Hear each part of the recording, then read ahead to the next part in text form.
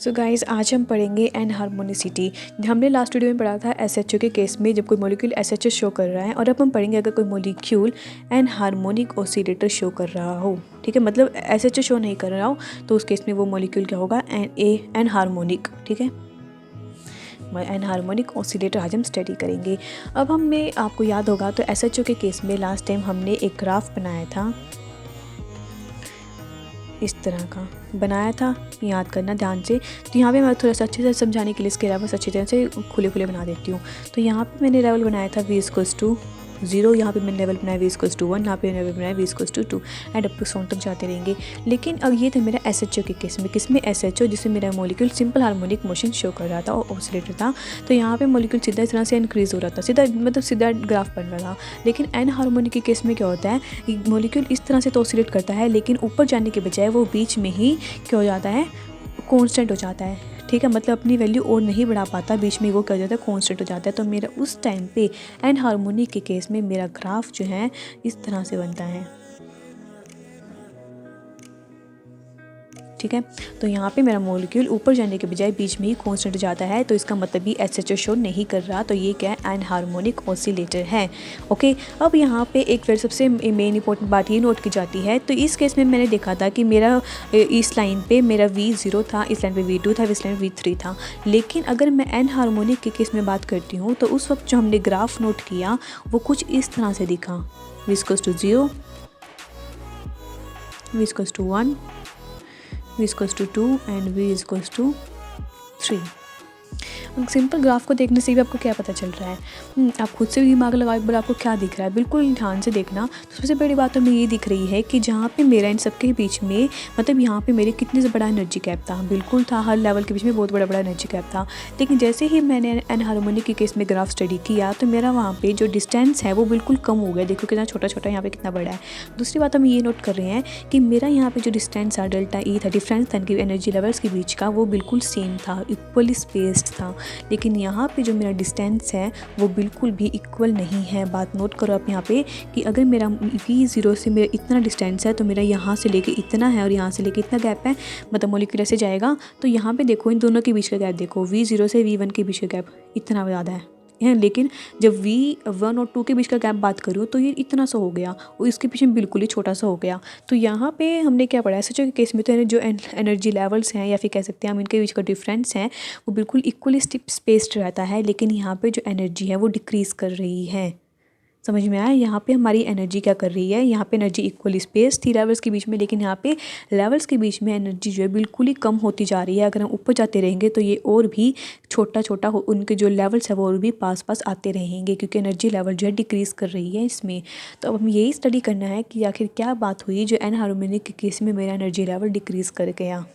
तो सबसे पहले हमें एक बात और यहाँ पे पढ़नी है कि अगर मैं v0 लेवल की बात करूँ तो मेरा v0 लेवल यहाँ पे है, तो यहाँ से लेके यहाँ तक का डिस्टेंस हमें ये क्या कहलाता है, ये कहलाता है do। मतलब do वो एनर्जी है जो एक मॉलिक्यूल को चाहिए ब्रेक होने के लिए। मतलब अगर किसी मॉलिक्यूल को ये एनर्जी मिल जाए तो डी नोट कह सकते हैं, तो यहाँ पे वो मॉलिक्यूल ब्रेक कर जाएगा। और ये पूरे की पूरी एनर्जी कितनी होती है, बिल्कुल ग्राउंड लेवल तक ये होती है de, which is called dissociation energy. ठीक है, क्या होती है डिसोसिएशन एनर्जी। एंड इतनी ये पूरी की पूरी तो नॉर्मल पूरी एनर्जी है, लेकिन अगर मॉलिक्यूल को इतनी एनर्जी मिल जाए तो वो ब्रेक कर जाएगा। तो इसका मतलब जो ये एनर्जी बची, ये वाली जो एनर्जी बची, ये मॉलिक्यूल के पास खुद है। एनर्जी मॉलिक्यूल के पास खुद है, ये मॉलिक्यूलर एनर्जी कह सकते हैं वैसे। ठीक है, वो एनर्जी जो मॉलिक्यूल के पास पहले से ही है वो है इतनी, अगर उसे ये और एनर्जी मिल गई तो वो ब्रेक कर जाएगा। तो ये टोटल क्या कहलाती है, डिसोसिएशन एनर्जी कहलाती है। तो इस केस में हम यहाँ पे डी की एक अलग वैल्यू पढ़ते हैं, ओमेगा ई अपॉन में 4xe। अब हम पढ़ रहे हैं एनहार्मोनिक ऑसिलेटर, तो ऐसा तो हो ही नहीं सकता कि उसका कोई कॉन्स्टेंट ना पढ़े।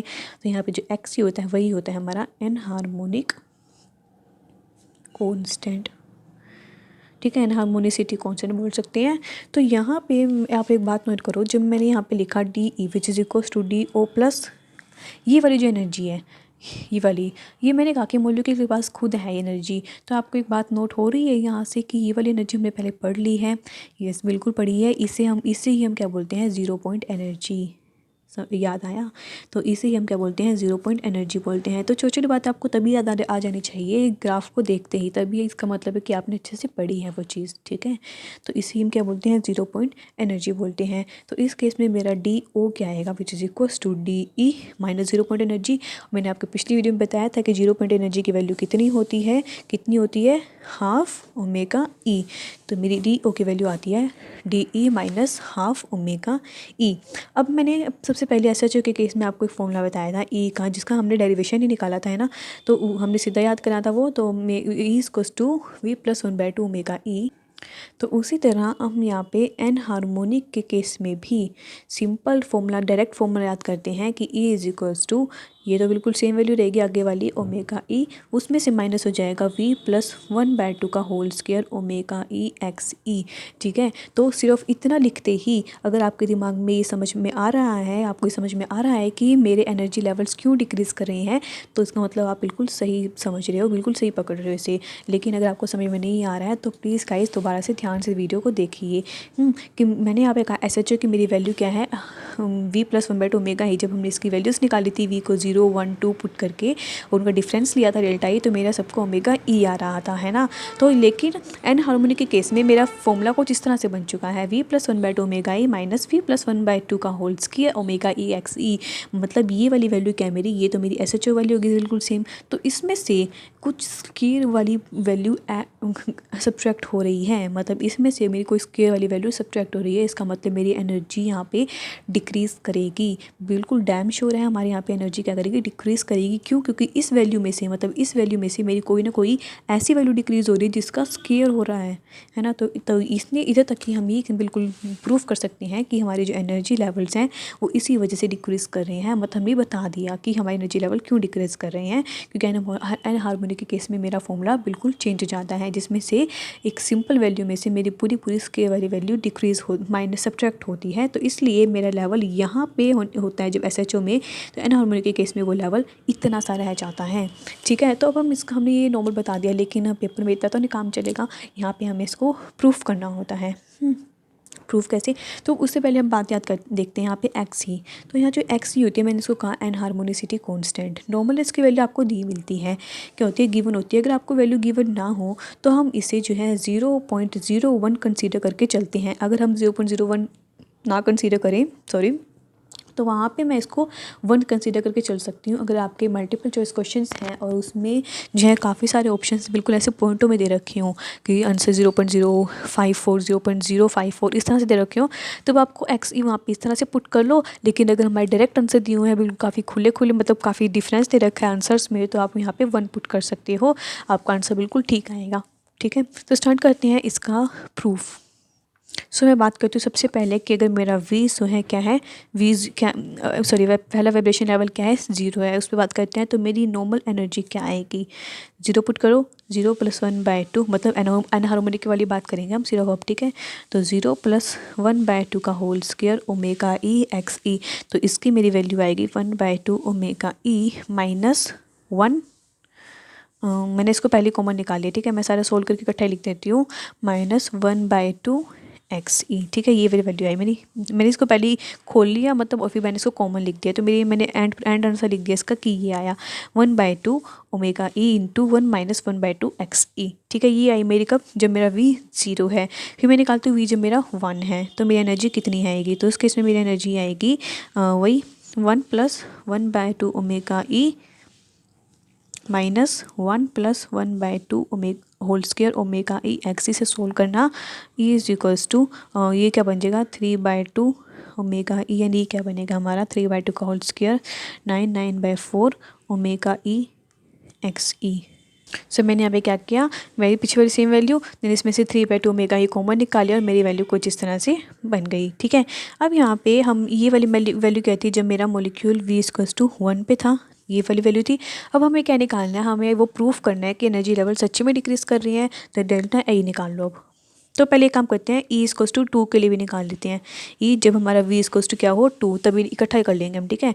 तो यहाँ पे मेरी वैल्यू वही वाली V + 1/2, तो मेरा 2 + 1/2 ओमेगा ई माइनस 2 प्लस 1/2 का होल स्क्वायर ओमेगा ई एक्स ई। बस इसे सॉल्व कर लेना, ठीक है। मैं आपको एंड आंसर लिख देती हूँ इसका, ठीक है। तो इसका आंसर भी यही आ गया। तो मैंने अभी वैल्यू निकाली जब मेरा एनर्जी, जब वी इक्वल्स टू 0 पे क्या एनर्जी है, वी इक्वल्स टू 1 पे क्या एनर्जी है, वी इक्वल्स टू 2 पे क्या एनर्जी है। मुझे क्या निकालनी है, डेल्टा ई निकालनी है, मतलब E1 माइनस E0, ठीक है। E1 क्या आया, 3/2 omega E 1 minus 3/2 x E, और ओमेगा सॉरी मतलब जब हमारा V0 था तब मेरा ई कितना आया था, which is equals to, minus इकट्ठा ही लिख देंगे इसको, 1/2 omega E 1 minus 1/2 X E, ठीक है। ये वाली वैल्यू आई थी मेरी। तो ये तो मेरा क्या होगा, मेरा पूरी वैल्यू होगी किसकी, E1 की, और मेरी पूरी वैल्यू होगी E0 की, मतलब जब मेरा V 0 पे था, जब मेरा V1 पे था तो V माइनस 0। अरे आप समझ रहे ना, मतलब ठीक है। मुझे भी कभी कभी काफ़ी कन्फ्यूज़न हो जाती है। तो ठीक है, तो हमने यहाँ पे डेल्टा ई निकाला है। तो आप इसको सोल्व करोगे, पूरा सोल्व करके देखना, इसे खुद से सोल्व करना बजाय कि कहीं से देखने के, ठीक है। तो आप इसे खुद से सोल्व करोगे तो यहाँ पे आपकी एनर्जी निकलेगी ओमेगा ई 1 माइनस 2 एक्स ई। बहुत ज़्यादा इंपॉर्टेंट रिलेशनशिप आया है ये मेरा डेल्टा ई का। कब, जब मेरा वी इक्वल्स टू 0 से मोलिक्यूल कहाँ पे, वी इक्वल्स 0 से मोलिक्यूल वी इक्वल्स टू 1 पे जा रहा हो, तब मेरी डेल्टा ई क्या आएगी, omega E into 1 minus 2 X E, और इसे हम बोलते हैं फंडामेंटल एनर्जी। तो मैं इसे इंपॉर्टेंट इसलिए बोल रही हूँ क्योंकि बजाय कि आपसे प्रूफ मांगने के, तो आपसे डायरेक्ट क्वेश्चन पूछा जाता है कि फंडामेंटल एनर्जी क्या होती है, फिर फंडामेंटल फ्रीक्वेंसी क्या होती है, ये फंडामेंटल फ्रीक्वेंसी, ठीक है। तो आपसे डायरेक्ट क्वेश्चन पूछा जाता है कि व्हाट इज़ फंडामेंटल एनर्जी, तो आपको ये पूरा आपको डेरिवेशन करके दिखाना पड़ेगा। हो सकता है कि आपसे डायरेक्ट क्वेश्चन ना पूछे वो, कि आप सीधा डेरिवेशन करके दिखाओ, आपसे इनडायरेक्ट क्वेश्चन पूछ सकता है कि फंडामेंटल एनर्जी क्या होती है, एक्सप्लेन दिस। तो ये पूरा ही क्या कहलाता है, फंडामेंटल एनर्जी जो हमने अभी निकाल ली। लेकिन कौन सी वाली, जब मेरा मोलिक्यूल वी इक्वल्स टू 0 से वी इक्वल्स टू 1 पे जा रहा हो। तो मैं अब हमने हमारी एनर्जी ये आ गई जब मोलिक्यूल 0 से 1 पे जा रहा हो। फिर जब हमारा, अब हम सेकंड केस पढ़ते हैं, जब मेरा मोलिक्यूल वी 0 कहाँ पे जा रहा हो, तो V2 पे जा रहा हो, 0 से 2 पे। मैंने कहा था कि वाइब्रेशन के केस में हमारा मोलिक्यूल इस लेवल से होकर इधर वाइब्रेट कर रहा है, थोड़ी एनर्जी मिली ऐसे वाइब्रेट करने लग जाएगा, थोड़ी एनर्जी मिली ऊपर की तरफ वाइब्रेट करने लग जाएगा। तो यहाँ पे जो उसकी वाली पोजीशन होती है सेम रहती है। तो इसलिए हम यहाँ पे ये केस लेके चलते हैं कि मोलिक्यूल 0 से 1 पे जा रहा है, 0 से 2 पे जाता है, 0 से 3 पे जाता है। हम यहाँ पे रोटेशन की तरह नहीं करते कि 0 से 1, 1 से 2, 2 से 3, ठीक है। वो बिल्कुल याद रखना हमें ये बात। अगर हमने ऐसा कर दिया तो पूरा क्वेश्चन गलत है। बिल्कुल नॉर्मल बात है कि वाइब्रेशन जो है इस तरह से होती है, नॉर्मल पोजीशन वही रहती है, मोलिक्यूल और तेज़ी से वाइब्रेट करने लग जाता है। इसलिए मोलिक्यूल के जो लेवल हैं वो 0 से ही, इनिशियल 0 ही रहता है, और बाकी ऊपर वाले चेंज होते रहते हैं। तो V0 से V2 पे जब मेरा मोलिक्यूल जा रहा है तो हमने उसकी एनर्जी निकाली थी, है ना। तो इसकी डेल्टा ई निकाल लेते हैं, मतलब E2 माइनस E0। E2 क्या आया था, E2 आया था मेरा 5/2 ओमेगा ई